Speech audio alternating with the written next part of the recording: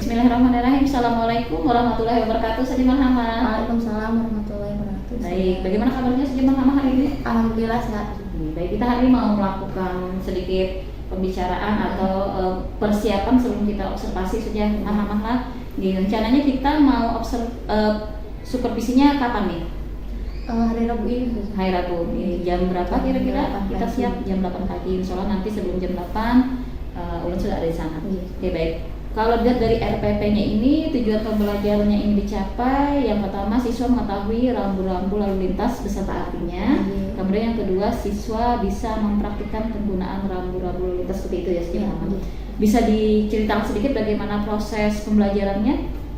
Proses pembelajarannya yang pertama itu memperkenalkan tentang rambunya melewati gambar di LCD. Jadi penjelasan dulu, tanya jawab dengan anak-anak, sudah pernahkah melihat rambu-rambu seperti ini. Lalu nanti untuk psikomotoriknya tadi kan mempraktekkan. Jadi nanti kelasnya disusun menjadi seperti jalan, dianggaplah jalan raya. Buat anak simulasi gitu ya. Jadi terus ditaruh rambu-rambunya di meja-mejanya. Nah, terus nanti per kelompok siswa berjalan mempraktekkan cara berkendara melalui jalan-jalan raya melewati rambu-rambu dan menyesuaikan apakah mereka bisa penggunaannya itu memahami terkait rambu-rambu lalu lintas tadi ya. Oke, baik saja Marhama. Kemudian untuk area pengembangan yang mau kita capai nanti di supervisi apa yang titik yang ingin mau kita cermati nanti atau diberikan penilaiannya? Yang mau dicapai itu terkait penggunaan medianya. Penggunaan media sudah sesuai atau belum? Penggunaan media sudah sesuai atau belum? Kemudian yang kedua proses pembelajaran. Proses pembelajarannya maksudnya yang sini bagaimana? Proses pembelajarannya itu maksudnya apakah sudah bisa mengkapan semua gaya belajar anak, terus apakah itu sudah sesuai dengan materinya.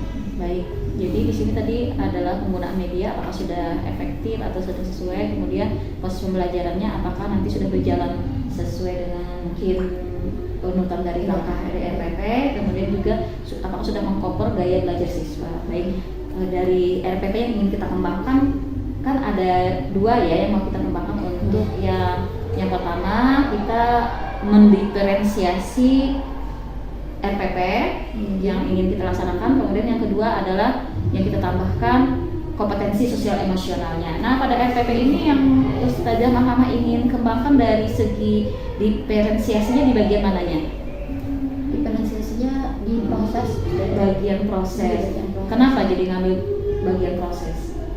Ngambil bagian proses karena menyesuaikan materi. Kan tadi itu tujuannya ada kognitif, ada psikomotorik. Jadi nanti siswanya ada bagian dia melihat, ada mendengar, ada bergeraknya. Oh ya, tadi seperti yang ditekankan tadi ada gaya belajar siswa ya, belajar. Jadi pada prosesnya ya, untuk diferensiasinya nanti dimunculkan adalah pada prosesnya.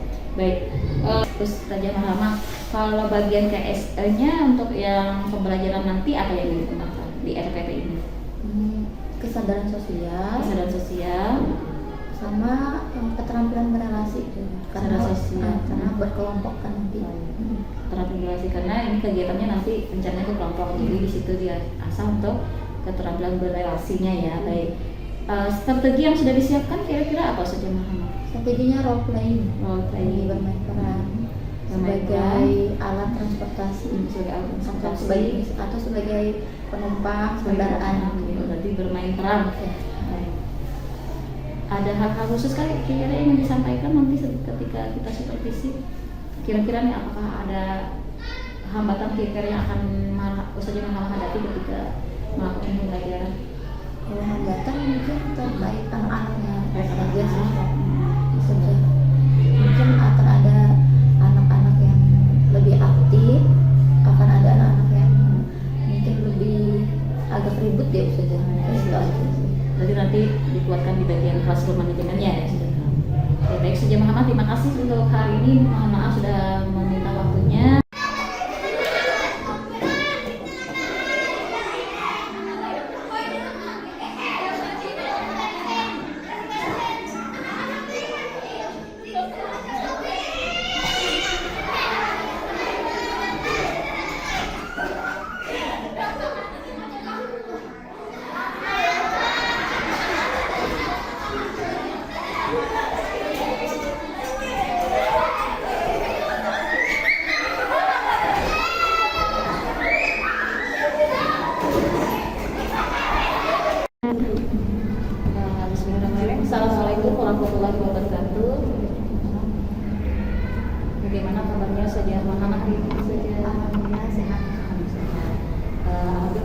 sudah melakukan supervisi di kelas saja Muhammad ya terkait tujuannya untuk anak mengetahui simbol dari lalu lintas, kemudian anak mempraktekkan simbol dari lalu lintas itu sendiri.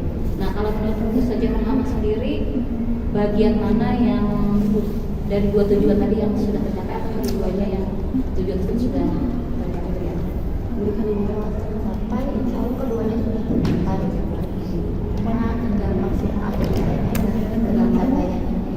Tinggal maksimal tidaknya saja lagi untuk menurut Ustazah Muhammad sendiri untuk mencapai maksimal tidaknya proses tersebut bagaimana sendiri?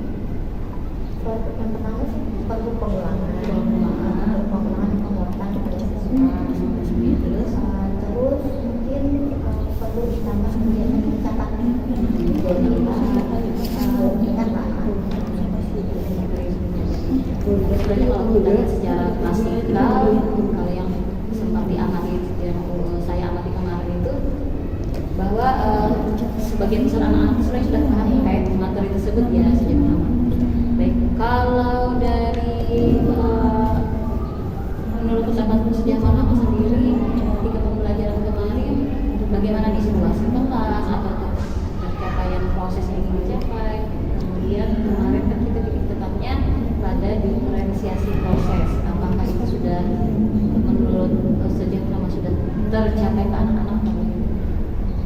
Kalau secara proses sudah sesuai dengan kayak dua tujuan yang mau dicapai sudah terlaksana. Terus kalau terkait kondisi di kelas mungkin agak keliru lah. Tapi wajar aja kan sudah anak kelas 3 itu kan kemarin itu juga praktek, makanya agak ada kesana dan kesini dan juga mereka kan mau memperhatikan temannya yang di depan, cuma mungkin nggak kelihatan jadi yang di belakang agak sedikit ribut. Kalau menurut Ustazah Muhammad sendiri berarti yang saat itu yang menjadi kendala pada saat proses pembelajaran? Kalau kendala ruang geraknya berarti ruang gerak pada saat pembelajaran sendiri kurang lebar karena terbagi dua, ada yang di belakang dan ada yang praktek. Siswa yang saat itu menunggu giliran karena kemarin kita juga role play ya, sedangkan bagian yang lainnya praktek untuk lalu lintas tadi ya. Baik, kalau menurut Ustazah Muhammad sendiri karena tadi sepertinya kendalanya di ruang gerak siswa, kedepannya nih kira-kira kalau misalnya materi ini mau diajarkan kembali entah nanti di ruang kelas yang sama atau di ruang kelas yang lain, kira-kira kalau Ustazah Muhammad ada solusinya nggak dari amal saja? Ya, bisa di hall atau di bisa dipakai atau di ruangan bisa dipakai juga. Berarti memanfaatkan ruangan sekolah yang lebih terbuka dan lebih luas. Kemudian untuk penggunaan media sendiri sesuai dengan tujuan pengembangan kita kemarin, bagaimana pencapaiannya? Melihat keefektifannya bagaimana saja? Kalau mau lebih baik lagi sebenarnya dulu tuh mau agak bukan yang ditempel gitu harus belajar medianya.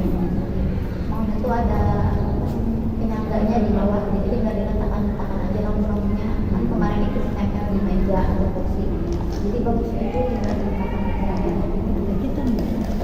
Secara media sebenarnya sudah memungkinkan ya, sudah sesuai, cuman untuk proses penggunaannya saja lagi. Kalau yang kemarin itu kita lihat dia ditempel di meja, ini sebenarnya perbaikan nanti medianya itu di ada tempat khususnya gitu ya. Jadi ketika misalnya kita atau misalnya Muhammad pengen praktek di tempat yang terbuka itu langsung taruh aja gitu ya, tidak perlu meja dan tidak perlu tempat atau meja.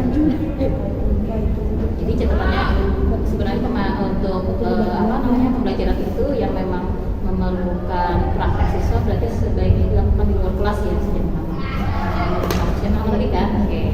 Kemudian tadi untuk proses pembelajarannya sesuai yang kita kemarin pengembangannya sudah berjalan sama sesuai RPP. Sekarang kalau menurut Ustazah Muhammad sendiri untuk rencana tindak lanjut ke depan nih, ke depan pembelajaran tadi sudah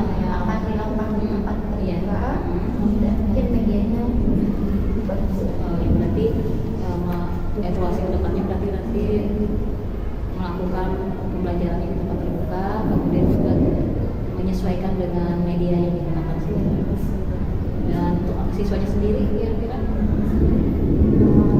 Untuk siswanya kalau mungkin tempatnya mereka mungkin akan lebih efektif. Lebih efektif sebenarnya. Karena ruang terbuka juga. Bisa sebenarnya ada ini kan bisa juga diprogramkan untuk outdoor berarti ya, langsung ke taman lalu lintas misalkan ya, salah satu solusi saja. Baik, itu saja Pak Rahmat, terima kasih atas waktunya. Mudah-mudahan hari ini bisa memberikan manfaat untuk kita semua